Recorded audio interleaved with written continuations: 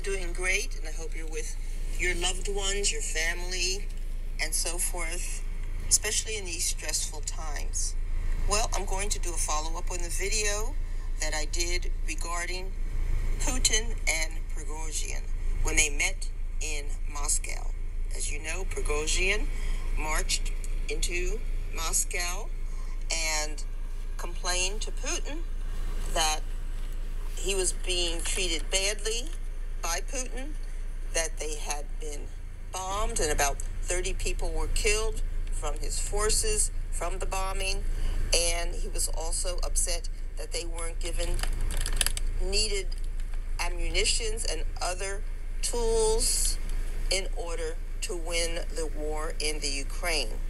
Putin looked very shook up, and in the end, Prigozhin said, "No, I'm not here to overthrow you. I'm just here to ask for these things." And Putin said, "Okay, well, we'll resolve our differences, and you have a choice, as do your men.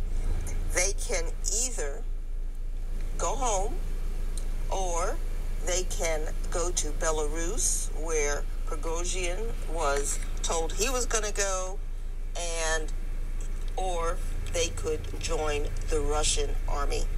So I knew this was going to be a big determinant for whatever the people chose, and I was curious as to what each choice meant. We still don't know what go home means. Maybe they'll be found later and, disciplined or possibly killed from their homes. But who knows? Maybe they'll be safe. And the other choice was go to Belarus, which is where Prigozhin was sent. Well, I did more investigating about Belarus, and what this means is that when Prigozhin goes to Belarus, he will basically be there forever unless Putin wants him out. And the country is run by Lukashenko, who is a dictator. He came from low-level ranks, worked up to becoming the head, has gotten a lot of power for almost everything, and he runs Belarus like North Korea. So once you get into Belarus, if they don't want you to leave, you are not going anywhere. And under Lukashenko, Belarus has no qualms about killing people in any way they want to. And they will starve people. They'll do all kinds of things. They have horrible, horrible prison, totally dark, where they do all kinds of things to torture you, play evil mind games and so forth. And they can put you into this prison if they want to, and how long you stay in the prison is up to Lukashenko. So Prigozhin going to Belarus basically means that he is going to be under the thumb of Lukashenko.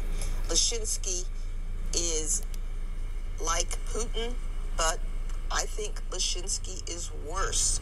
Lukashenko has really been babied in Belarus. He knows no end to his powers.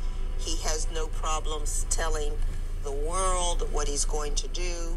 And unlike Putin, who does try to keep a good world face, Lukashenko, I don't believe does. I think Lukashenko just comes out, says what he feels, what he wants, and he does what he wants.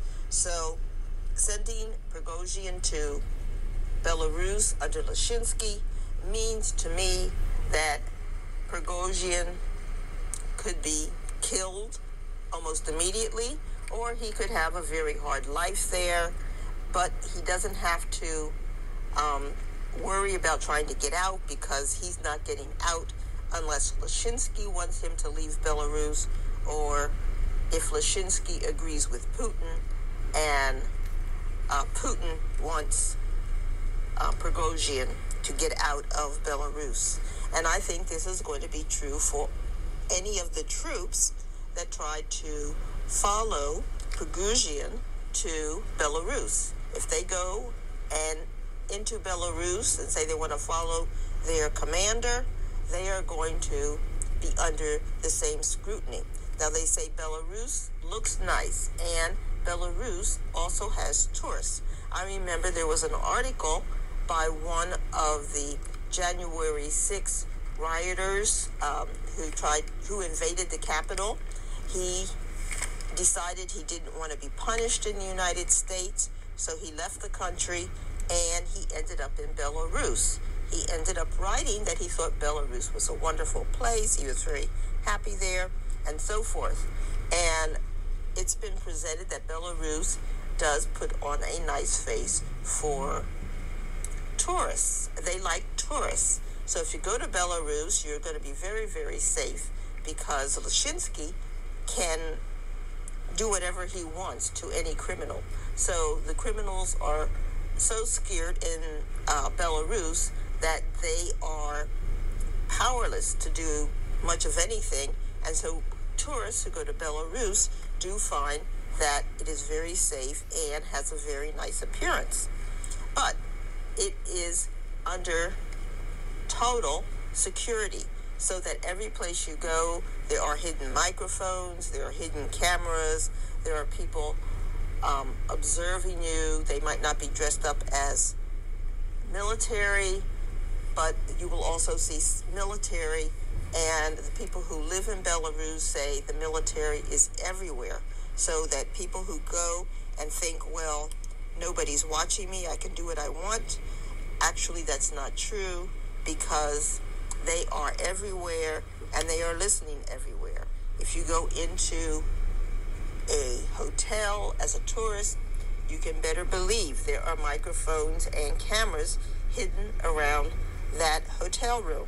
If you have an apartment or a car and you live in Belarus, you can be assured that they have come into that house or apartment, and they have placed cameras and microphones, and that they have also done the same thing to your car.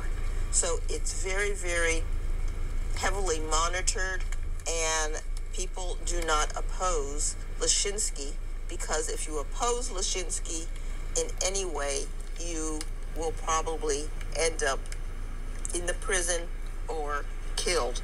There was one lady who decided she was going to run in an election against Lukashenko. In a past election, Lukashenko polled people as to whether or not they wanted to vote for him.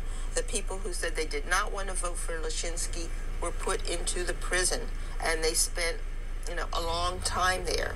When they got released, they were ready to vote for Lukashenko, and so Lukashenko normally wins by about 80%. Now, these are fixed elections, but they say that he gets an 80% vote. Well, this one lady, she decided she was going to run against Lukashenko, and she lost. Again, Lukashenko got about 80% of the vote for that election. So he has a continuing presidency, and I'm sure that in the future he will probably do something like Putin did, will just extend the term of the presidency so that he doesn't have to go through elections so frequently. Lukashenko has recently requested that he be able to carry nuclear weapons in Belarus. He asked if he could do this. He asked Putin, and Putin said yes, that he could have nuclear weapons in Belarus. So that is something the world needs to know, that Belarus, although it looks like a small, happy little place to people who don't know anything about it, it now is able to carry nuclear weapons. And Lukashenko is pretty much turning into a madman. So I think the soldiers that chose to go to Belarus with Prigozhin will find out that they are stuck in Belarus, that they won't be able to leave unless Lukashenko or Putin decides they can leave.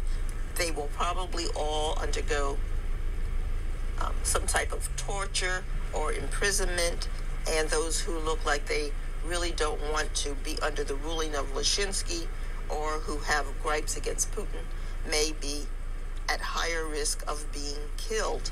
So that's what I think that choice is. If the soldiers chose to go to Belarus, they are much higher on the list of being removed. The third choice that Putin gave the followers of Prigozhin was that they could join the Russian army. Now this would be what Putin would like. This shows that you are happy with Putin, that you're willing to follow him into the war. If you go and join the army, I feel that what's going to happen is you will be cannon fodder. You will be placed in the worst positions. You will be the first ones to die. After all, the people following Prigozhin were mostly from prisons, and so they are less desirable in the community. So I think Putin will put these people in the front line for to battle out in the Ukraine, and they will be more easily removed during the war activities. So, what's going to happen with Putin and Prigozhin? Some people say that both may be removed. What I fear is if both are removed, that leaves Lukashenko as the closest person to Putin. He knows Putin. He knows what's been going on in Russia. He would probably have an easier time getting the power of Putin and ruling a bigger territory, not just Belarus, but he would be over Russia too. And I think that would be a very, very scary thing. The other thing that's going on in that area is of course NATO.